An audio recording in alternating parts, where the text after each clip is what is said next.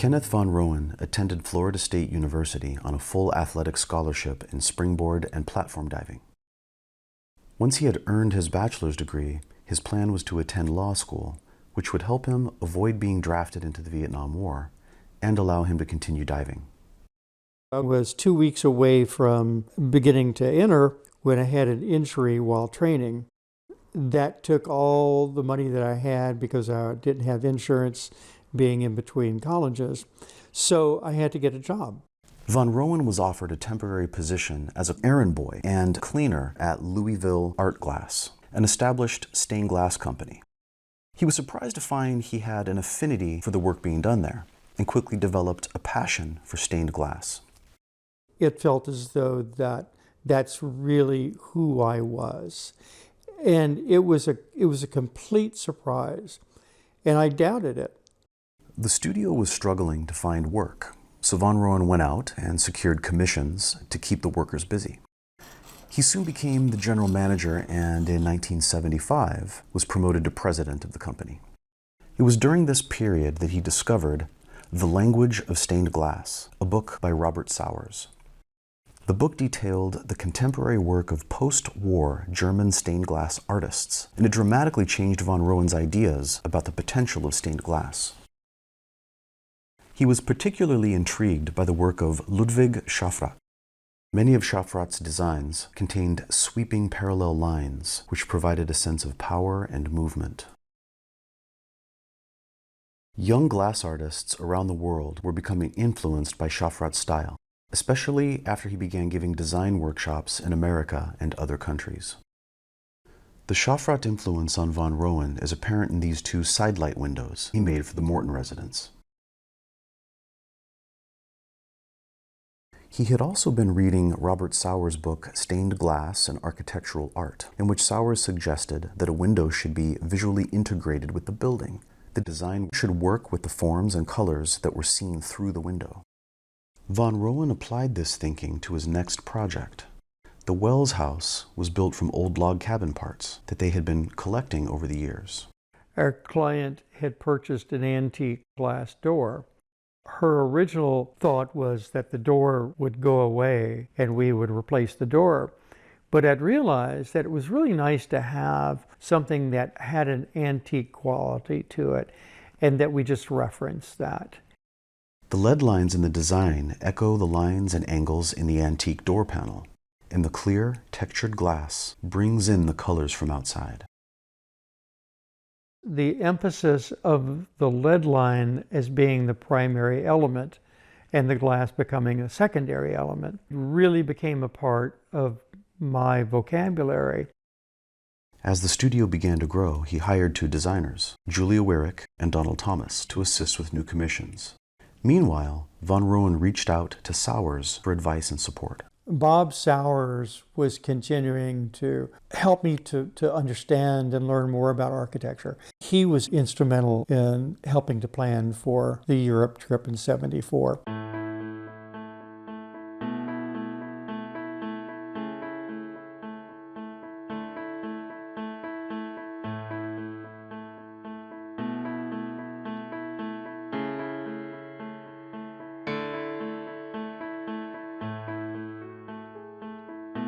Von Roenn was becoming interested in architecture because of the way the Germans related their work to the buildings.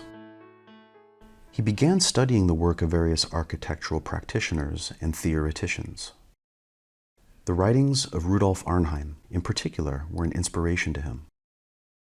The dean of the School of Architecture at the University of Kentucky invited him to teach a weekly class on art and architecture, and he encouraged him to move into architecture as a profession. Architecture was changing dramatically in modern times, but stained glass really wasn't. Stained glass really did not fit contemporary architecture especially well for a number of reasons. One, it's extremely expensive. Secondly, there's a limitation in how large you can build something. It has absolutely no thermal efficiency. You have to have specialized framing to accommodate another pane of glass to provide protection for it. It is inherently weak. The lead stretches over time from heat. The weight of it bows. and it needs to be restored. Deciding on a change of direction, von Roenn resigned his position at the studio and moved his young family to New Haven so he could pursue a master's degree in architecture at Yale University. Leaving the studio was difficult. It was very scary. We had become pretty well established. And to walk away from that, the Yale experience was probably the greatest of my whole career. It changed my whole perspective about the way you approach architecture. His class at Yale had a building project for the American Shakespeare Theater in Stratford, Connecticut, and von Roenn proposed replacing some windows there with leaded glass. I had a small group of guys. One of those was Taran Duda. Taran and I had become very good friends, and I began to teach Taran about glass, how glass shapes light. That became part of his understanding, and now as a very successful architect, he looks at glass differently because of those 3 months that we spent together. Von Roenn also struck up a friendship with Cesar Pelli, who was dean at the time. Pelli was very supportive of a paper that von Roenn worked on, which was titled The Primary Modalities of Art's Relationship with Architecture: Integration, Juxtaposition, and Synthesis. As outlined in the paper, integrated art is where the architecture provides the context necessary for the inclusion of art into the architectural fabric, and the art is designed to be harmoniously coordinated with the architecture. Wall paintings and sculptural additions to Gothic cathedrals can also be considered integrated art.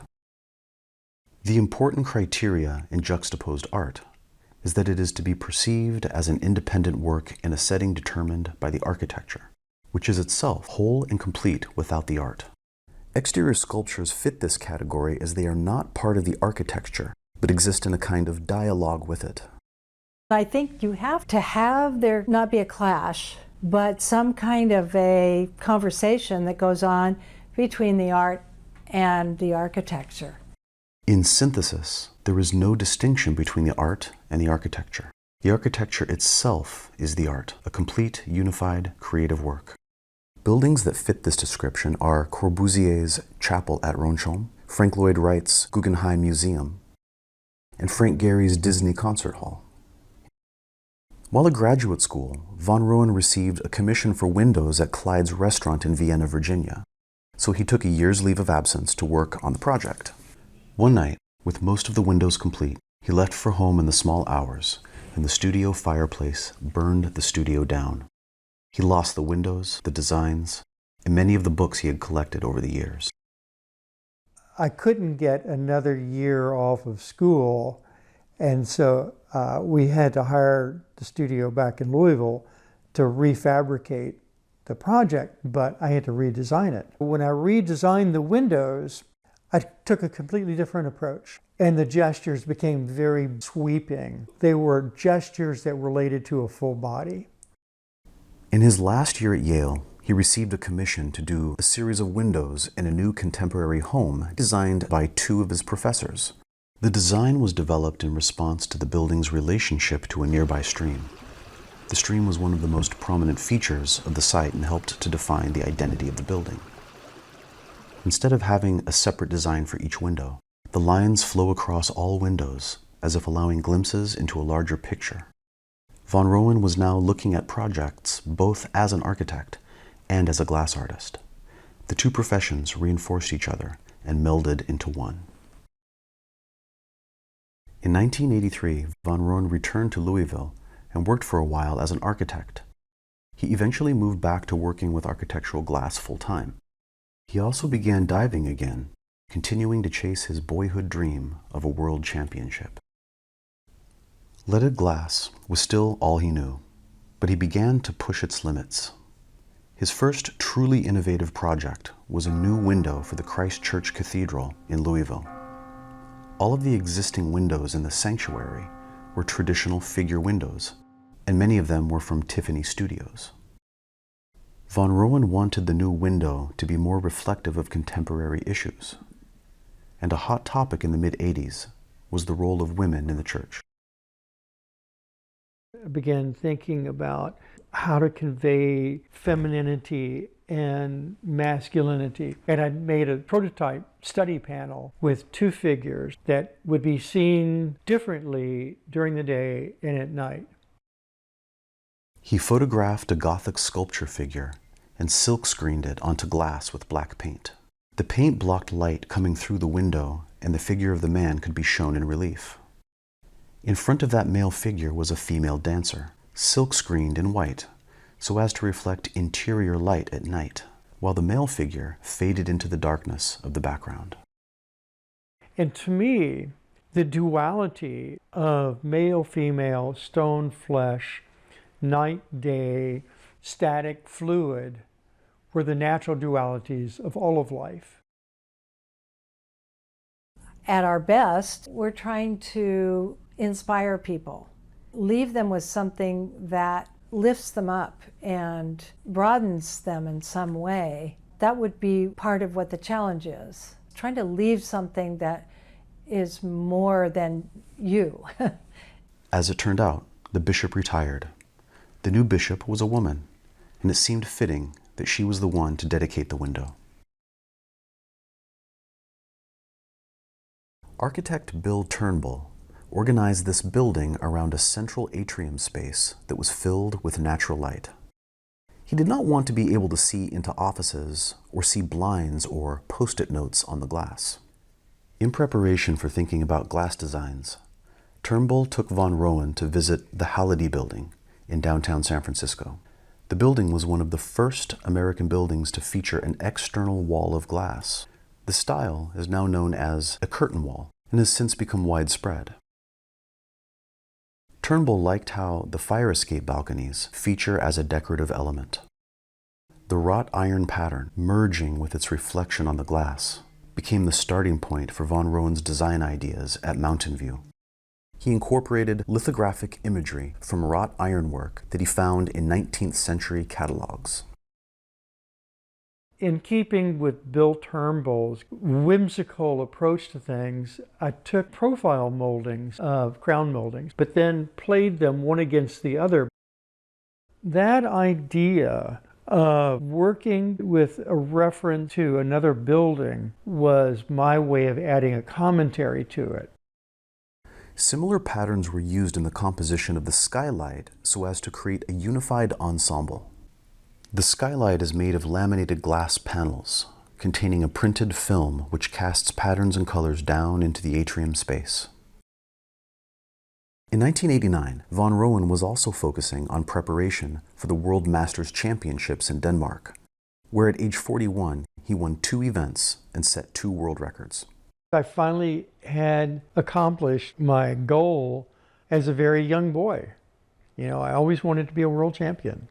I don't have to put a bathing suit back on again. I'm okay. The Abbey of Gethsemani was where the theologian Thomas Merton lived and wrote. The Abbey is a Trappist order where the men take vows of silence and go through the majority of days with very little, if any, conversations with anyone. Because of Merton's popularity in the 80s, the Abbey was becoming overwhelmed by curious visitors. To accommodate visitors, part of the restructure included the renovation of the sanctuary and the adjacent chapel. The Trappists had evolved from the Cistercians. The founder of the Cistercians, Saint Bernard, had developed a series of geometric patterns which were used for ornamentation. His rationale was that non-figurative art would not distract from the performance of the liturgy. Von Roenn used the Cistercian patterns as a fundamental element of his compositions to reference the tradition. In the sanctuary window, the Cistercian pattern is a pale, uninterrupted background. In front of that, there is a layer of transparent blue forms through which the Cistercian patterns can be seen. This was to show that as a new order evolves, the old order begins to dissolve, and that the old influences the new. The theme of the chapel windows is that the old and new coexist as a new entity. These windows featured the use of laminated glass bevels, a technique von Roenn was starting to explore. Lamination also featured more boldly in the design of this pair of large glass doors. The panels are composed of leaded, beveled glass with laminated prismatic glass lenses. With this design, von Roenn was paying homage to Charles Rennie Mackintosh, a pioneer architectural glass artist he greatly admired. In 1991, von Roenn purchased the Louisville Art Glass Studio. He restructured it and renamed it Architectural Glass Art to emphasize the new focus on architectural projects. One of their first projects was the facade of a local jazz club. The purpose was to express something that embodied the general nature of jazz.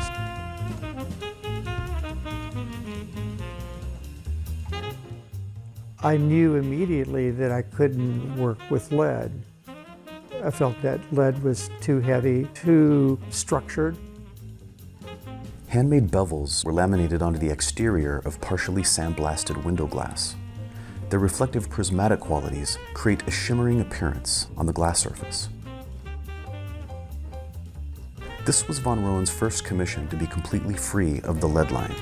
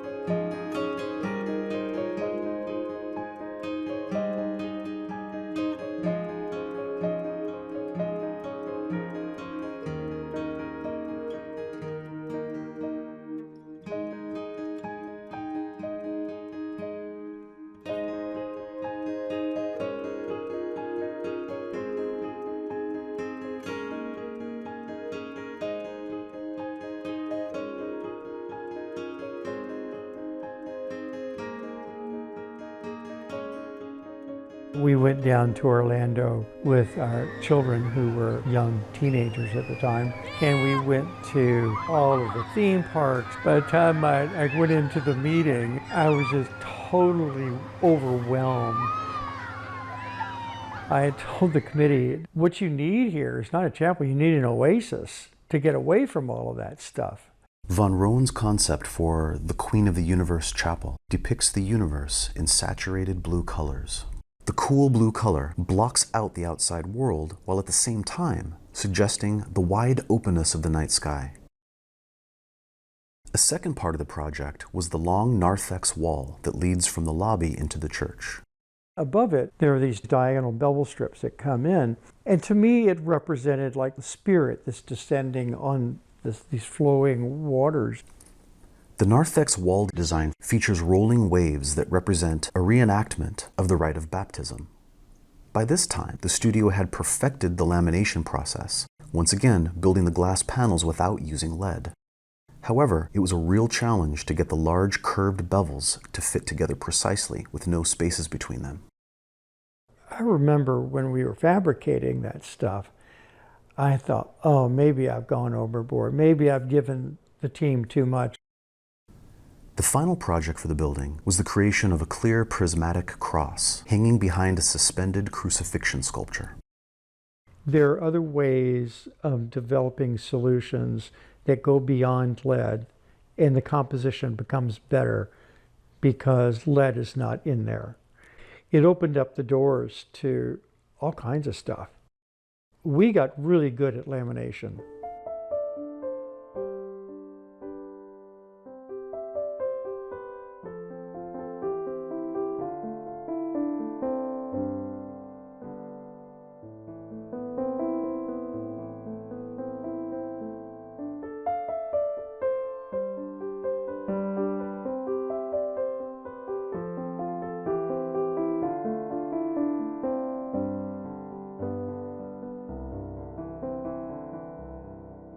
My sights really were beyond stained glass.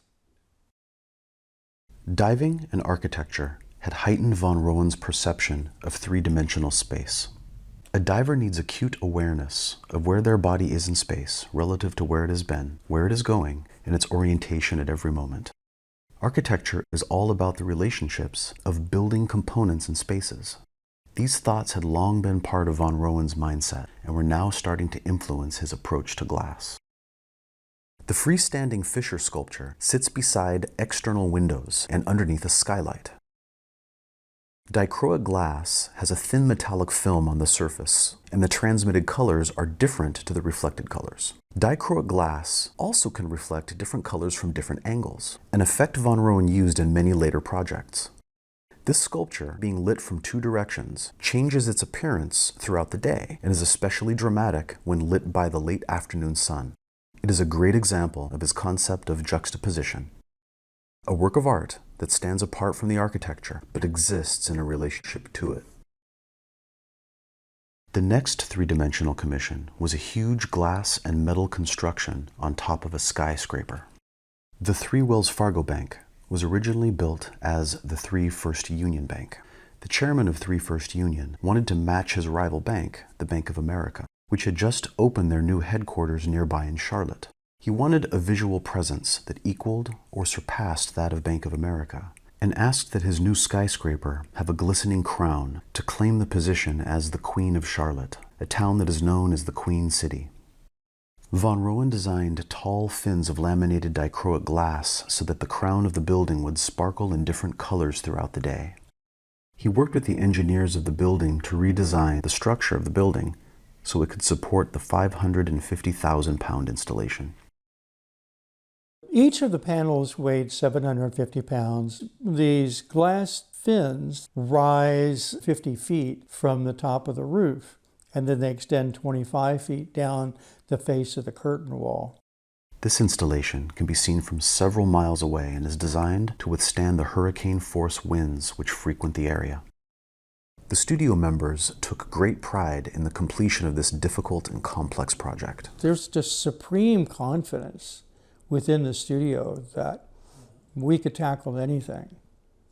With his whole team, he's able to let go of some of the preciousness of what he started with, and then through this collaborative effort, something even greater forms. The aspect of work that I like the most is working with other people. In 2001, AGA moved into a mixed-use development in downtown Louisville. The 8-story building was renamed Glassworks. The 200,000 square foot building housed AGA's studios, plus glassblowing and flame working studios, 2 glass galleries, a jazz club, and apartments for lease on the upper floors. The creativity and energy around the center attracted 130,000 visitors a year, and the collaborative atmosphere encouraged artists to explore new ways of working with glass. I learned the value of having other people involved in the process because it allowed us to do much more, because we could take the expertise from other people and incorporate it into what we were doing. Dye sublimation was a new technique that was used on these large altar windows. It involves vaporizing color into polyester films which are then laminated between 2 sheets of glass. The church was interested in a theme for the windows that related to the foundation of the Lutheran Church.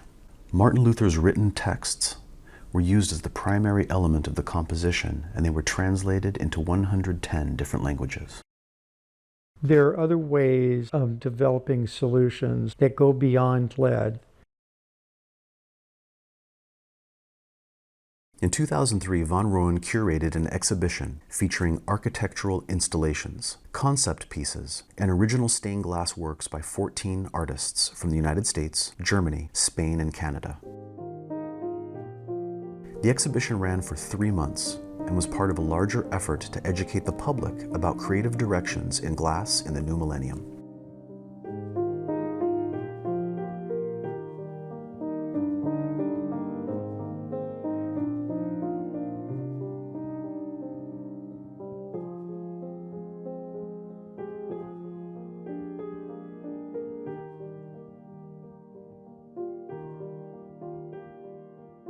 The Jewish Medical Center was designed with a 3-story entrance foyer that has a large window facing the road. It's a perfect location for a piece of jewelry, architectural jewelry. I also wanted it to feel as though it was organic, that it was a flower that was unfolding. The studio developed some new techniques for fusing and slumping dichroic glass. The main difficulty was in connecting these forms so they looked like they were floating in the air. The team was very conscious that they were suspending glass above people's heads and that the methods of construction needed to be solid and safe. The leaf forms were wrapped with a perimeter of zinc, and inside the zinc channel, the team ran braided stainless steel aircraft cable, which was mechanically attached to the primary structure. This is an example of internal juxtaposition, as the sculpture relates to the architecture, but is not an integral part of it. From all the things that we learned, we then began doing many more suspended sculptures. McCarran Airport was a result of that. The sculpture alludes to airiness and flight. It also relates to the fable of Daedalus, who had wings of wax and flew too close to the sun. In this design, the circular oculus represents the sun.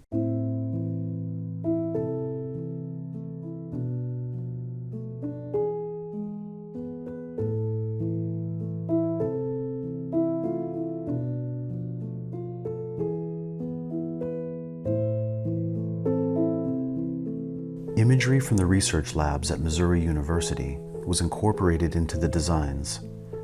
These images are changed every 10 years and are funded from an investment fund that was set up as part of the commission fee.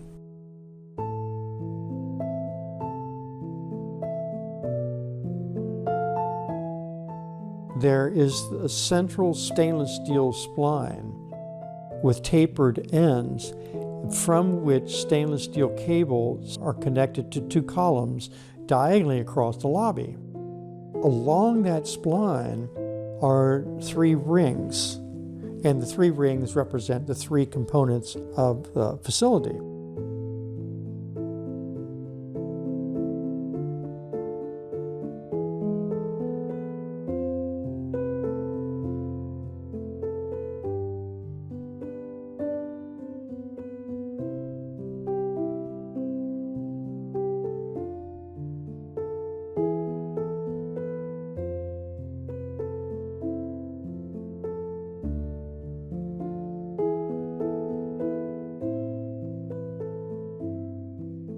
The city decided that they didn't want a pedway, there were too many, unless we made it artistic, and we divided the business end of Main Street to the artistic art piece of Main Street. We built a model, we developed some designs. Once it was designed, we then had to collaborate with metal fabricators, with engineers, with a contractor, the architect of record. There was a lot of concern about our design and its compatibility with the 19th century buildings along Main Street. The pedway design references Louisville's many bridges over the Ohio River, which are symbols of the area's history.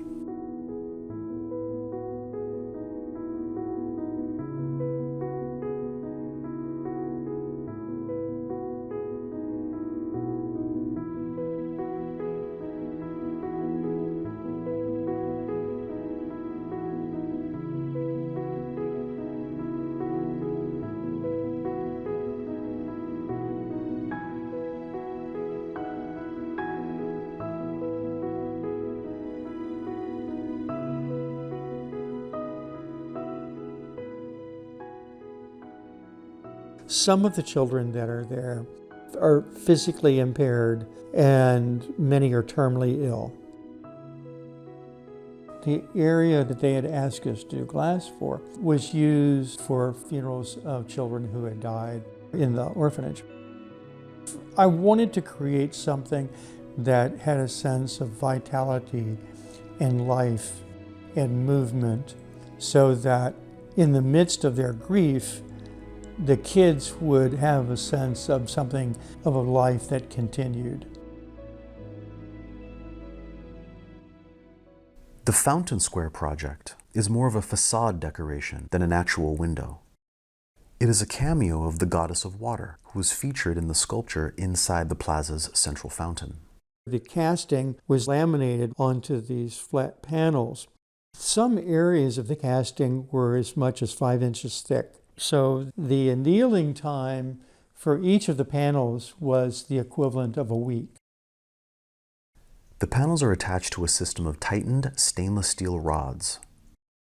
The mounting hardware was attached to holes which were drilled into the clear base sheet glass, and the opal cast glass was laminated on top of it.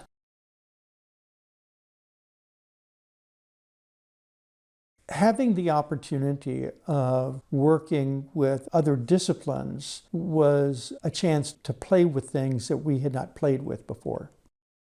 The theme was about wind moving through a grass.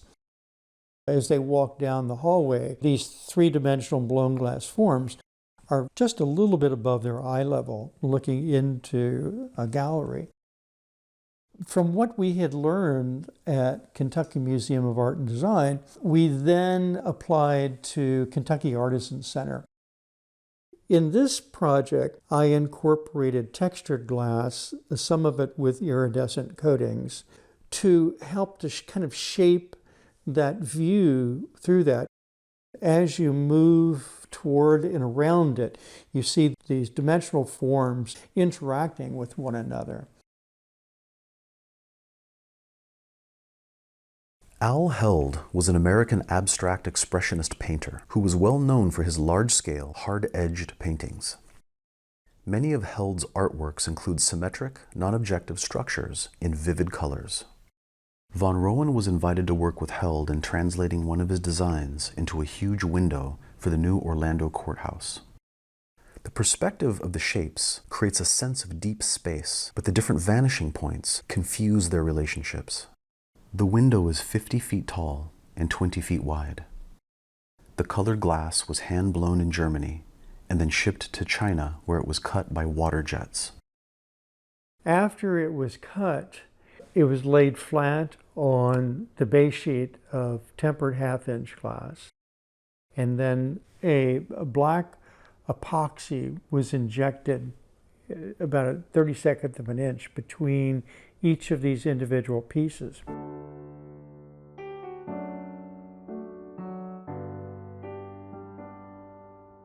The craftsmanship was just superb. It was amazing. And the cost. There's no way that we could have done that in the United States.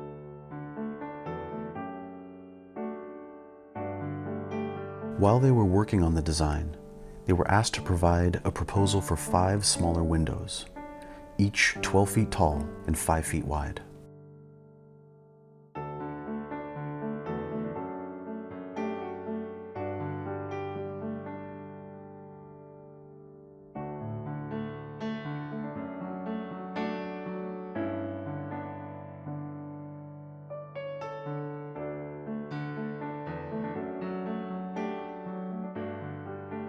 Herbert Hunt was reportedly the wealthiest person in the world when he died in 1974.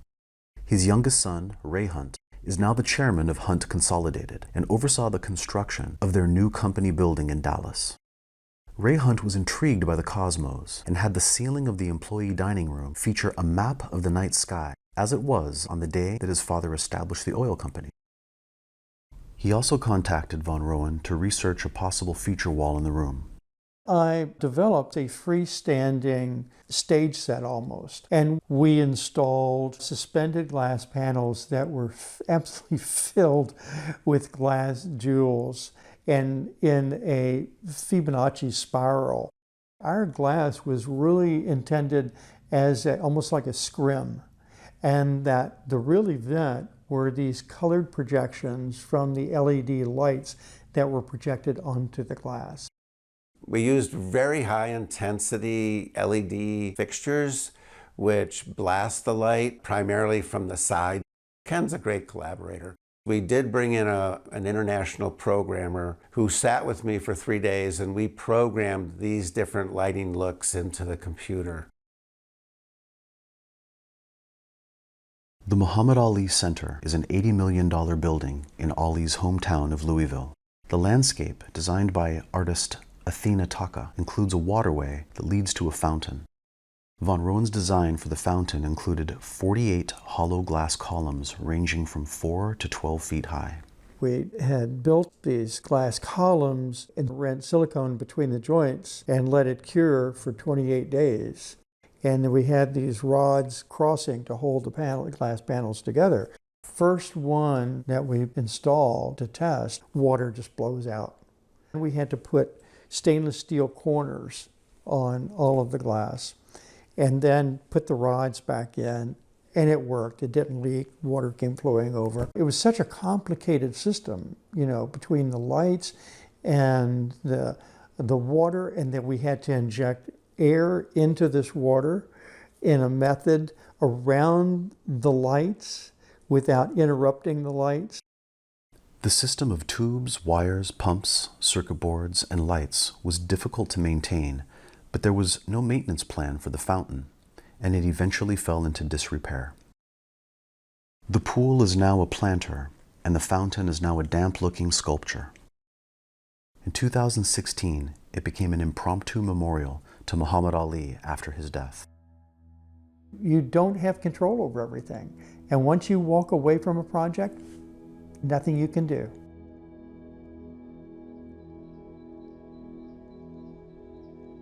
The idea of a cancer center was that you and your loved one have just been told that one of your family members has cancer.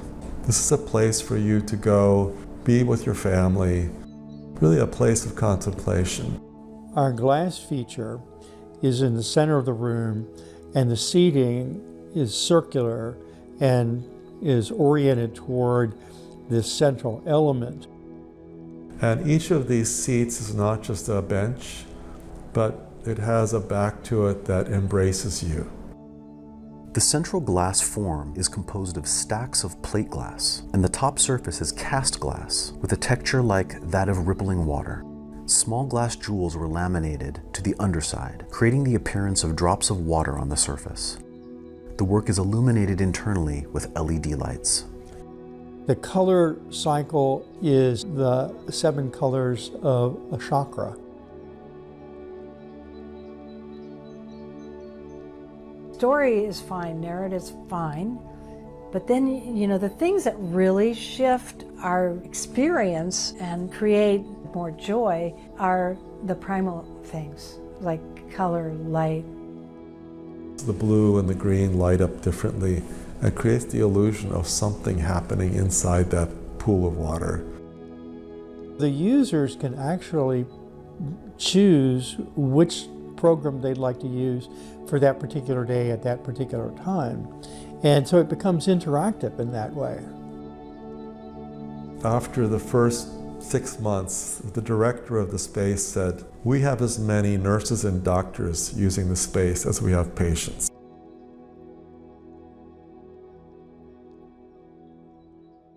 The Terminus skyscraper is one of several buildings surrounding an interior courtyard from which its lobby is entered. The owners wanted a mural on the walls of the entryway to somehow depict the history of Atlanta in a pictorial form. Von Roenn's team built some small-scale models to try out different ideas. They decided on 3 wall sculptures. We included the story of the development of Atlanta, but not in a way where it became just a literal depiction. The moment you become literal, it becomes a poster. It no longer is something that engages you in a way that makes you curious or makes you wonder. What I thought was more interesting was to have that story as a background, but in front of that have these dynamic sculptural forms that are more prominent than the imagery behind. The sculptural elements are stainless steel forms that reference the triangular skylights of the courtyard roof. This was to relate the artwork to the architecture as well as to the city and its history. It fractures and it breaks up the imagery in such a way that I don't immediately see it, But the second and third time I look, I begin to see a recognizable image, a recognizable building. The bands of holographic and dichroic acrylic change colors and represent the idea that from the city's history, a new and dynamic energy is emerging. It's so much more than just a design that you start out with. All of the structural parts of it are engineered within the methodical part.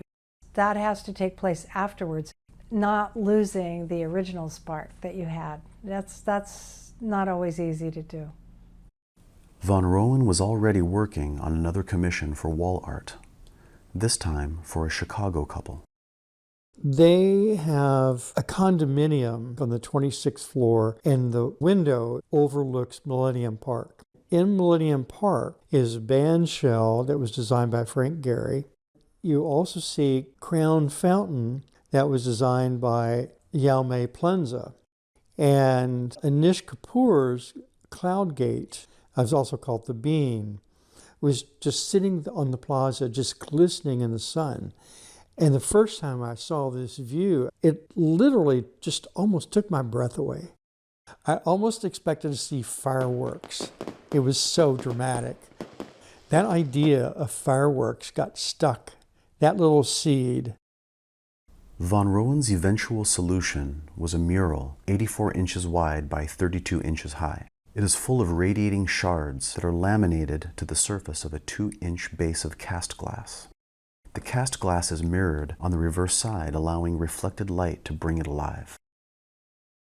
I found a great photograph of Susan and Tony sitting under the piece after we installed it. And they're just brimming, you know. The Chicago Theological Seminary was established in 1855. The faculty and students had always been proactive on social issues. They had participated in the abolitionist movement and the civil rights movement. In 2010, the University of Chicago bought the property and in exchange built a new facility for them. Von Roenn was commissioned to design elements of the entry lobby. He used a theme of water to unify the lobby experience. The mural is a 28-foot-long, freestanding glass structure composed of 8 curved panels of glass. We designed a flowing form of almost like water along this whole thing, and in blue glass strip that was fired permanently onto the surface of the glass. Along the mural, there are 20 images of people who, from the founding of the seminary to the present, have been positive influences on social justice. It's beyond a wall of glass. It's part of the space. He learned that when he studied architecture, you know, how to utilize, how to envision space. The entry into the chapel was defined by both sides of a Gothic arch.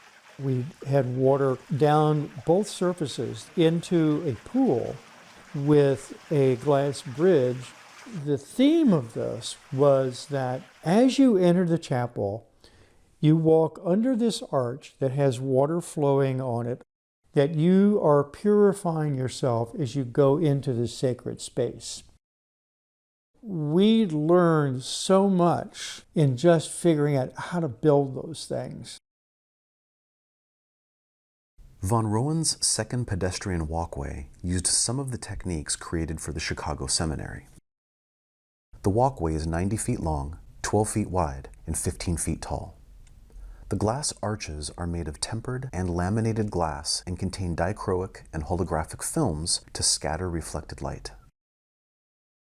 I designed it so that the art element was actually also the structural element. Each truss is made in 4 parts, 2 legs and 2 arches. Where they join, there are gusset plates bolted to both sides. The whole construction also had to allow for expansion and contraction as the stadium building moved at a different rate than the car park building. So we developed this detail that allowed a bolt to go through, but we still had freedom of movement. We put a lighting system at the base of the pedway so that when U of L is playing, it's all red. When U of K is playing, it's all blue. It has movement and color that just makes it exciting. There are 2 primary elements to the Norton Cancer Center window design. one geometric and the other organic. The geometric components are the large orange brackets which frame the design, and the primary organic component is a large tree.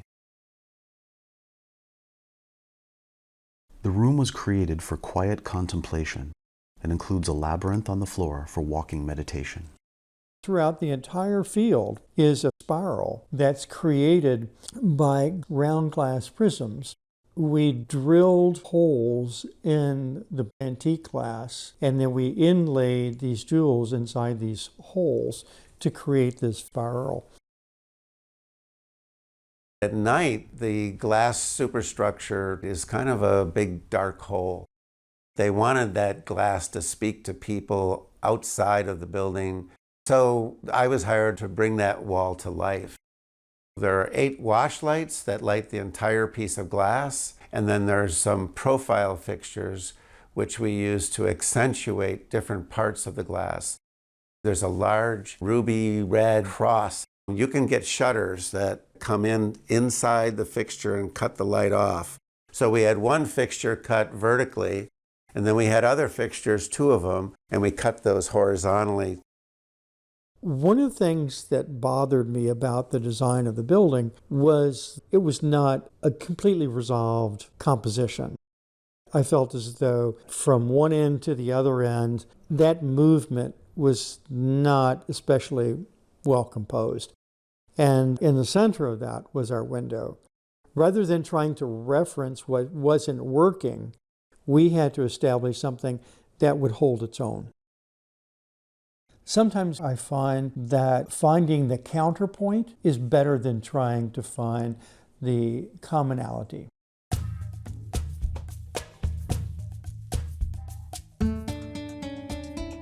The city of Almaty is the major commercial, financial, and cultural center of Kazakhstan with a population of over 2 million.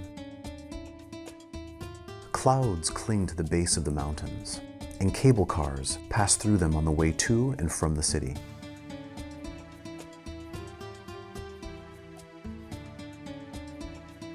The concept of passing through clouds became the visual theme of the project for the escalator atrium at the Saks Fifth Avenue store in Almaty. Riders on the escalators move along above or below the suspended cloud formations, which are composed of crystal jewels and LED lights suspended on cables.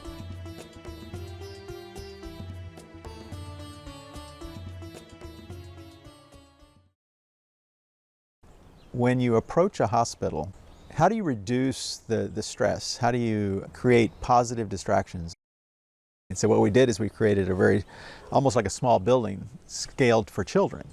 So as a child comes to the building, you want it to be fun and playful, introduced colored glass there, trying to reduce the stress as you're coming in. The big idea for the architecture was this idea of playfulness, a kaleidoscope of ever-changing light. The senior leadership of the hospital, they really wanted something that they coined as sophisticated whimsy. So it didn't want to be too children-y with giraffes and things and everything, but they wanted to have a level of sophistication, but at the same time have some whimsy to it. So I created this simplistic diagram of colored glass on this cube, and then I said, well, I got to call Ken. He's been perfect for this. Being an architect himself, he understood exactly what we were trying to achieve. His initial proposal, it was very angular, but Ken shifted quickly with no issue, and then came up with something that had more curvilinear shapes to it. You're approaching the building, you're going, I see something, but I don't really know what it is. You get a little closer and the color starts to reveal itself.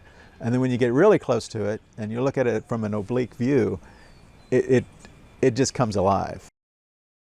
And at the same time, it's not just about what's on the outside of the building, it's about what's inside the building. So if you're in a patient room and it has some of this dichroic glass that's on the exterior of the building, and when the sunlight hits it in different times of the day, it penetrates into the building. And so it creates these moments throughout the day that give that positive distraction.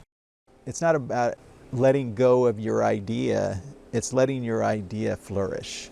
And that's why working with Ken is perfect, because he completely understands that it has to be a a dance, a collaborative dance, to uncover those beautiful moments where architecture and art meet each other. Soon after the installation of the San Francisco project, von Roenn was contacted about a similar project for a new hospital in San Diego. The designs were similar in type and technique to those at San Francisco, but the imagery and color palette were different. Because of the hospital's proximity to the ocean, the image forms were more fluid, which also related to the moving traffic on the adjacent roadway. The glass shows a wide range of colors depending on whether light is being transmitted, reflected, or a combination of both. What is Austin known for? It's really known for the river. The Colorado River that runs through the city is one of its trademarks. I said, wouldn't it be wonderful if we could, in some way symbolically and lyrically, depict water? We knew some of the qualities and characteristics that could be associated with water: movement, flowing down, verticality, looking through the water and seeing something behind it. But we could create something that evokes water, almost a waterfall. This entire wall of glass appears to be like the river. Something still felt like it was missing. And I said, you know, Ken, if you have a waterfall, somewhere you're going to find bubbles. And there's going to be turbulence. And Ken said, I've got just the thing. So he took these over 1,000 little beads of glass and he started applying them to the surface. And it gave that movement, it gave that turbulence to the water. If you think about walking along the edge of a river, you see the surface ripple, but you also see through to the bottom. You see objects that are floating by. You see something swimming, a little sliver of color. And we actually painted very thin strips of wood and nailed them on the back wall to create that illusion of elements that are close to the surface of the water and deep in the riverbed. The texture of the cast glass reshaped and fractured those colored forms. And as you moved, that fracturing changed and created an animation within that red or orange that you would not have recognized if it had just been a solid wall.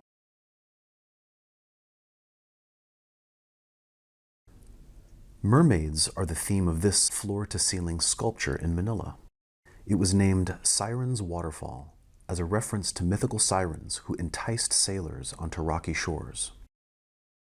It features stylized female forms floating around a central core of lighting strands. The work is really more about the lighting than the glass, and von Roenn's role was to develop glass that could pull changing color patterns from the LED lights.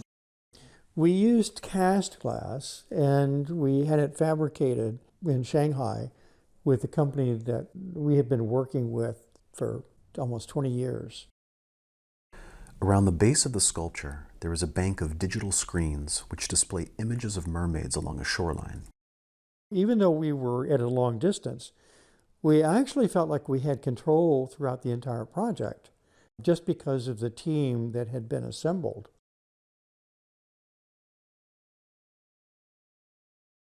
Declaration is a sculpture that sits in the center of a roundabout, less than a block away from the Florida State football stadium in Tallahassee. It was built to serve as the identity piece for a newly redeveloped accommodation and cafe scene called College Town. The inverted cone shape was originally designed to give good visibility to motorists on the roundabout. Looking at his early drawings, von Roenn noted that the shape looks like a spearhead, and he immediately realized a symbolic connection to the university. Declaration was about a tradition in Florida State football. A Seminole Indian rides out on a horse with a spear that is flaming, and he throws the spear into the ground as to declare, this is our territory. I took that spear shape and made it geometric and circular, and then the light beam extended up 50,000 feet as though that was part of the spear that was coming down. There are 13 fixtures in the concrete, and then there's one fixture in the center of the spiral at the top, 3 feet in diameter, sort of like a giant searchlight. My hope was that it was not so literal that you could only see it as a spear.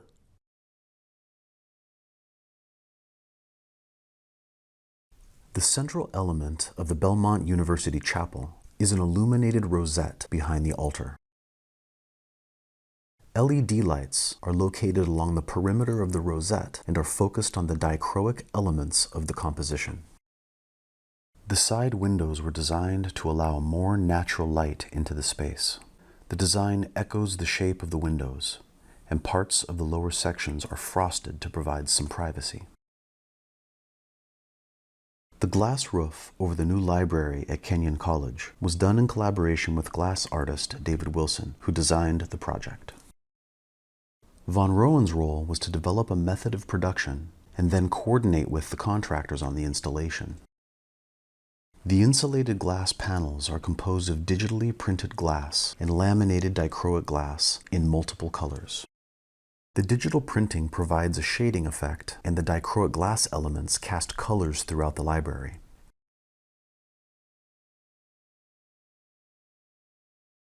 The president of the university liked the university chapel windows so much that he asked for a similar effect in these 3 huge windows that open into the central lobby of the Performing Arts Center. The lobby is not just a transitional area, but is also used as a meeting place for a variety of events. Von Roenn worked on a design that would integrate softly with the classical architecture. We had these very large prisms, handmade in China, and some of them are as large as 10 inches by 16 inches, all hand polished, beautifully produced. He's using these materials that grab the light and then pull it into the space in ways that make the space dynamic, because the sun's always moving.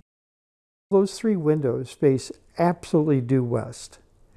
And in late afternoon, the light that comes into that lobby transforms everything with these spectral colors.